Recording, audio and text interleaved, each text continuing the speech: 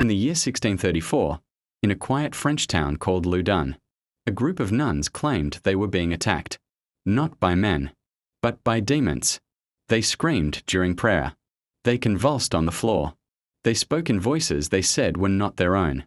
What followed was not a miracle, but one of the most disturbing episodes of mass hysteria, religious violence, and psychological terror in European history. This is the story of the Loudun Possessions. Loudun was a small town in western France, a place where religion governed daily life, where fear of sin was constant, and where obedience to the church was not optional. This was a time when illness was seen as punishment, when desire was treated as corruption, and when questioning authority could be fatal. Beneath the stone towers and church bells, Loudun was already tense. All it needed was a spark. At the edge of the town stood the Ursuline convent. Inside lived young women who had been separated from the world, isolated, sheltered, and trained to deny their own thoughts and bodies. Silence was discipline. Desire was sin. For many of these women, the convent was not a calling, but a prison. The convent's prioress was Sister Jeanne des Angus. She was deeply religious, intensely emotional, and by many accounts, unstable. Jeanne suffered from physical deformities, chronic illness, and a profound fear of damnation.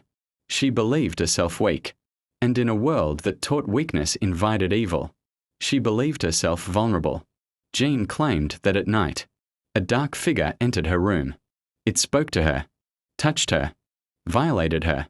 She said it was invisible to others, but horrifyingly real to her.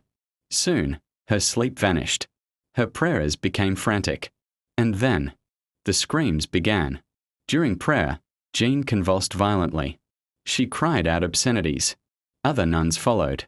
One by one, they collapsed, twisted their bodies into unnatural positions, barked like animals, and spoke in strange voices. The convent descended into chaos. What began as one woman's torment became a shared nightmare. The church was called, and the church had an explanation. The nuns were possessed. Demons were among them. And demons, the church taught, never came alone. They were always sent. Suspicion soon turned toward a man named Father Urbain Grandier. He was intelligent, well-educated, and confident. Dangerously so. Grandier was known to challenge authority. He had enemies among powerful church officials, and rumors followed him. Rumors of pride, and of forbidden relationships with women. In Loudun, reputation could be a death sentence. The nuns named him. They claimed Grandier visited them at night, sending demons to corrupt their bodies and souls. Under exorcism, they screamed his name again and again. The accusations became more elaborate. Contracts with Satan, cursed objects, forbidden spells. Evidence appeared, always discovered at the perfect. Exorcisms were conducted publicly. The nuns were displayed before crowds. They thrashed, screamed, and claimed demons spoke through them, naming ancient entities, shouting blasphemies, performing acts that shocked and horrified onlookers. Father Grandier was arrested. He denied every accusation. He was tortured. He still refused to confess. But truth no longer mattered. The verdict had been decided long before the trial began. In a world ruled by fear, innocence was irrelevant. In August of 1634, Urbain Grandier was burned alive. As the flames rose, witnesses said he cried out prayers, not confessions. His death was meant to cleanse Loudun, to end the possessions, to restore order.